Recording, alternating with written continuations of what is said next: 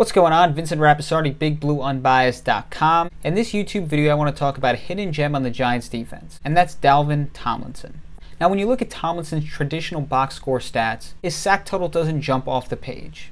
But it's also important to add context to the position that he's playing. He's an interior defensive lineman, and for the most part, you don't expect him to put up big sack totals. But if you look at the advanced metrics, Tomlinson was actually an incredibly productive pass rusher last year. He was actually double-teamed 68% of the time, which was higher than Aaron Donald and 5th among defensive tackles according to NFL Next Gen Stats. Tomlinson also had a pass rush win rate that was higher than Fletcher Cox, Jarrell Casey, and DeForest Buckner. He finished the season by playing 54% of the team's defensive snaps, registering a career-high 3.5 sacks, 13 quarterback pressures, and 9 quarterback hits. Prior to the 2019 season, Tomlinson only had 1 sack and 1 quarterback hit in his first 2 years combined, so he clearly took a big leap as a pass rusher in 2019. The Giants also trusted him as both a pass rusher and run defender. He had 292 snaps as a pass rusher and 303 snaps as a run defender. And thanks to Tomlinson, Dexter Lawrence, and Leonard Williams, the Giants actually ranked 5th in expected points added, also known as EPA,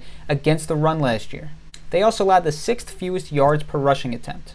Now, if you follow me on Twitter or have seen some of my past videos, you're probably noticing a lot of advanced metrics that I'm mentioning in relation to the Giants roster, and how there seems to be so much hidden value. And how come they only won 4 games last year? Well, it's pretty simple. They couldn't cover at all. The Giants defense was 27th in EPA against the pass last year, and they allowed a passer rating of 101.4, which was 28th in the league. And their offense didn't exactly help out either. The Giants threw the 8th most interceptions in the league, and they also lost the most fumbles. When it comes to a quarterback, a lot of people only point out the interception total, but what they forget is how costly a fumble can be. Daniel Jones's fumbling issue wasn't just about volume last year. When it came to interceptions, his EPA was negative 2.42 per interception, but when it came to fumbles, his EPA was negative 2.88 per fumble. So his fumbles were actually more detrimental than his interceptions. Now, having a fumbling issue is very fixable, but if the Giants want to start winning more football games, he has to fix that quickly. So that's all I got. Vincent Rappisardi, BigBlueUnbiased.com. You can follow me on Twitter at Vince Rappisardi. I also have a podcast, the Big Blue Unbiased Podcast, which is on iTunes, Stitcher, Spotify, and like everywhere else. If you like these kinds of videos, make sure to give it a like, comment, and subscribe. Thanks again, Vincent Rappisardi, BigBlueUnbiased.com.